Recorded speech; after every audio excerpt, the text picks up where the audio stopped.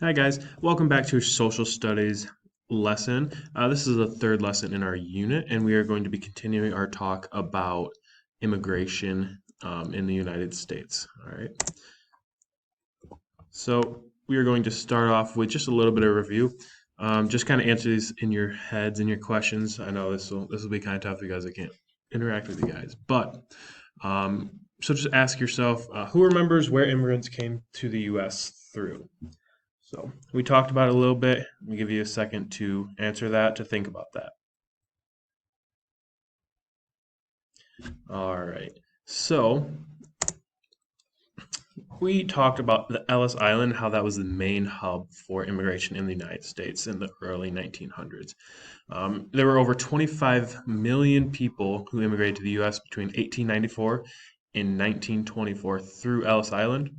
And so it was obviously like the major hub. It was the biggest one out there.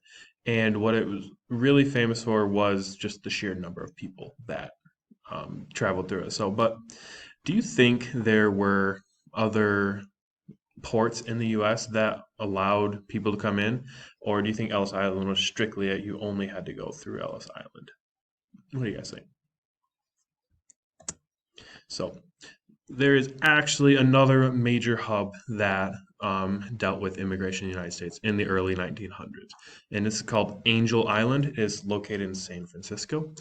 It opened in 1910 and welcomed hundreds of thousands of immigrants in the 30 years that it was open. So it's been open from 1910 to 1940, and it's not nearly as big as Ellis Island, but it was still the next biggest thing, and it mainly catered to Chinese immigrants, Asian immigrants, because if we were to look at a map of the United States, the island off the coast of California would be much closer. If you look at the round map around globe, it would be much closer to China than New York would be on the complete other side of the continent of the country.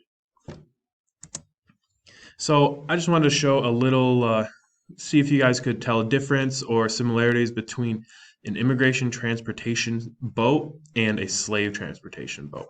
So the image on the left, the kind of more modern looking one, the actual picture, is a picture of an immigrant boat.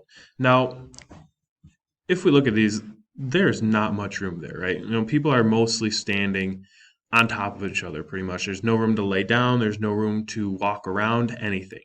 And then if we look at the slave transportation boat as well, you can see that the little figures they have drawn to be the slaves are really cramped in there. They're laying head to foot and no room to move at all, anything like that.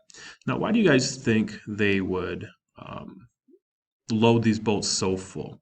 All right, because these were um, long trips over across the whole ocean, open ocean, and they took a long time to happen.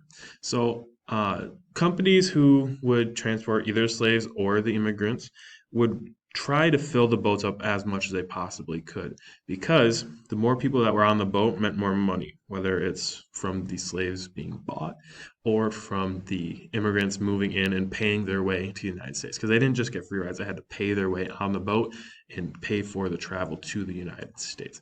So both of these are just completely crammed with people, completely full of people with nowhere to really walk around, lay around, anything like that. So now we are going to take a virtual tour of Angel Island. And it's linked in the Google Classroom. So go ahead and pause the video right now and watch the virtual tour, and we will come back together in a sec. All right, welcome back. I hope you enjoyed that tour. I know I did. It has some really good information in it. And what we are going to do now is you can ignore the bullet point to the left. That's for the in-person kids.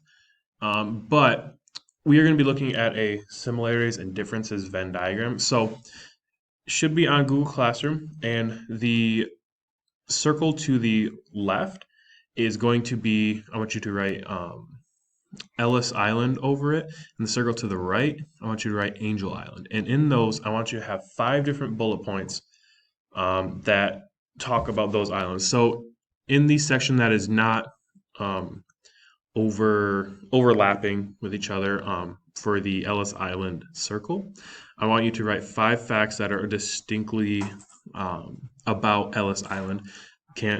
You can't have anything that will be overlapping or similar to Angel Island. And I want you to do the same thing for the Angel Island circle. And if we're looking at that, the overlapping part, I want you to write 5 bullet points of similarities between the 2 islands. All right. And once you're done with that, go ahead and turn that into Google Classroom. This should be a pretty quick, easy lesson. I hope you guys enjoyed, and I hope you learn a lot about the similarities and differences between different ports of immigration within the United States.